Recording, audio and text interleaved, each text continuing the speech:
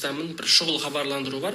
Негізі мені Инстаграм желісінде көбісі біледі да, блогер, пранкер, футболист, боец, қосылайықта болғанымды біледі. И бір жағынан да бір халық енді анасын емдетіп жатқан баласы ретінде таниды. Содан кейін 2 жыл болды маманы емдетіп жатқанымызға. Қазір Индияда көп дайректте андай сообщение келеді. Біздің де құдамыз ауырып қалып еді, біздің де ініміз, бауырымыз, анам да ауырып қалып еді. Қандай көмек бар? Индияға емдетейін деп едік. Сенің стористарыңды қараймыз.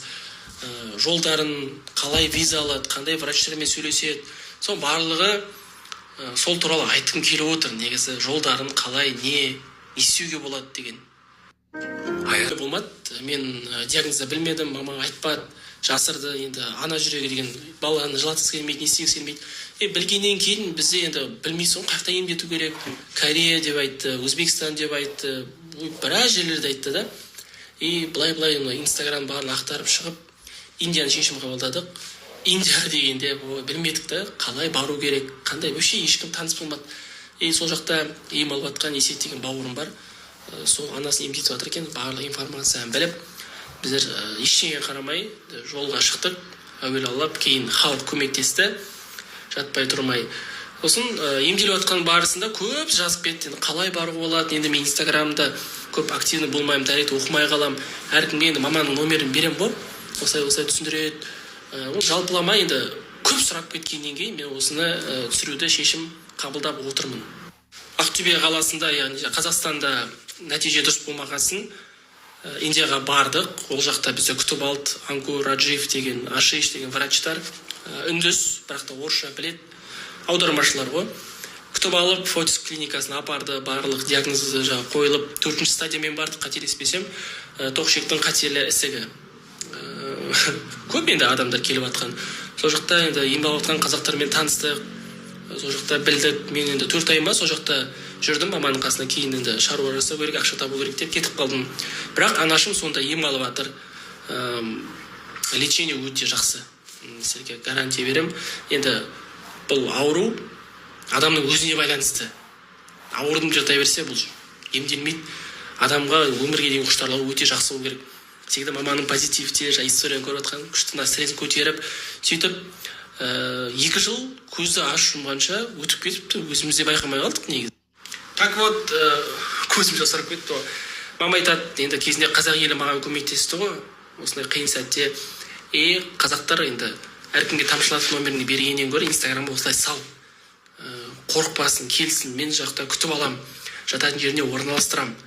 Сосын андайлар болды, Атырау жақтан, Құлсары жақтан көбінесе я индийский білмейді, я ағылшынша білмейді, орысша да білмейді. Сол жағынан тілден де көмектесем дейді, қастарында жүріп, қалай, не, барлығын көрсетем жолдарын, еш қысылмасын, диагнозын жіберсін маған, мен оларға врачтарға көрсетем, қалай болады екен деп. Сол жағын не істеп отыр да, қолға алғысы келіп отыр. Бір жағынан да ішіп пысып жүргенде шығар. Қазақтар енді қазаққа кейде жанашыр болу керек қой. Ол жақта қателеспесем 15 ба бір қазақтай бар. Соны айтып отыр. Қазір номерін барлығын тастап, толық информацияны мамадан аласыздар.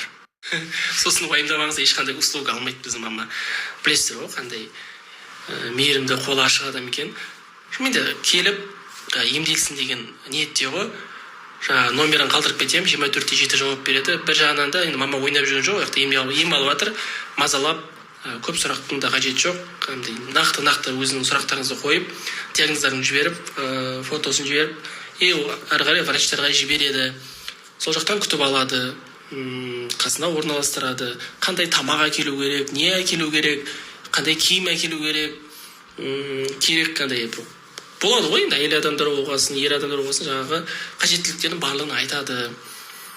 Шығыңыздар, қорықпаңыздар, ұялмаңыздар, мама жауап береді өзі.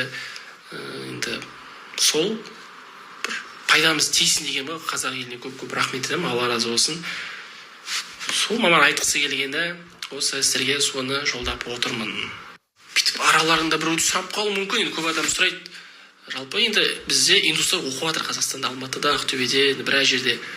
Бізден келіп оқып кетіп, қалай олар медицинасы мықты деген сияқты. Ол жақта миллиард адам бар ғой, 2 миллиард адам. Ол жақта онкологиясы өте жақсы. Мен енді басым деймін бұл кісілерге. сосын айтуы да мүмкін 2 жылдан бері анаң әлі емделмеді ме деген сияқты. Ол енді тез жазылып кететін грипп емес, тұмау емес. Метастаздар кетіп жатыр. Врачтардың жіті бақылауында. Ол кісіге күтім керек. Негізі қатты күтім керек, ештеңе уайымдамау керек. Қазақстанға келетін болса, ол жақ енді білесіз ғой, бытовуха, ананы уайымдайды, құданың баласына інісін уайымдайды, ана бүйтеді, сөйтеді, короче. Көп уайым жақта. Ол жақта енді өз сияқты адамдар болғасын, шамалы бөліседі, әңгіме айтады, әйтеуір бір неден арылады да уайымнан. Соны айтқым беріп отыр, достар. Менің күйеуім деген әдет дайындап айтсам, маған осындай күшті түрткіл әкеп бер.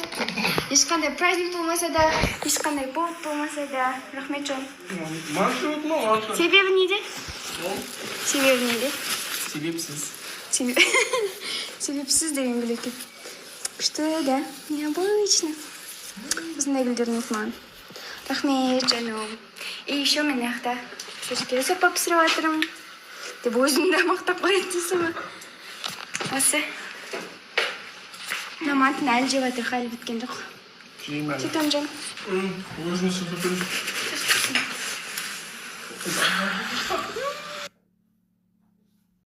Жақсы. Ренжіп жатырмын сізге. Сізге карьера маңызды ма, әлде махаббат па? Махаббат маңызды болғаннан кейін қосылар жобасына келіп, өзімнің махаббатымды күтіп жатырмын. Бұл жақта отырғандардың барлығы көкірегі ояу, қандай бір сезімтал адамдар ғой, бәрі махаббатты қалап отырғандар. Барлығына махаббат маңызды деп ойлаймын, жерде отырғандар.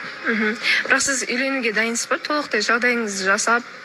Конечно, егер де ғашық болып жатсам, не қылып жатсам, неге үйленбеске? Ал бірге көтерілу дегенге қалай қарайсыз? Жақсы қараймын. Сол дұрыс негізі, иә? Бірге көтерілу. Мысалы, қыздар көбінесе айтып жатыр да, мен бірінші өзім жағдайымды жасап аламын, сосын бірақ тұрмысқа шығамын деген сияқты. Жоқ, қыздар дұрыс жағдайын жасасын. Мен де жағдайымды жасауым керек оған дейін. Ал екеуміз бірге қосылған кезде вообще взрыв болу керек қой. Одан үлкен бір жетістікке жетуіміз керек та. Ойладың ба? Ал достар, баршаларыңызға қайырлы кеш. Біз Бека бауырымыз екеуміз караокеге келдік. Біз бір мөлдіретіп бір ән айту керек болды да. Екеуміз сырласып мұңдасып, Иә. Кушать. Как всегда. Что мы обычно делаем после эфира?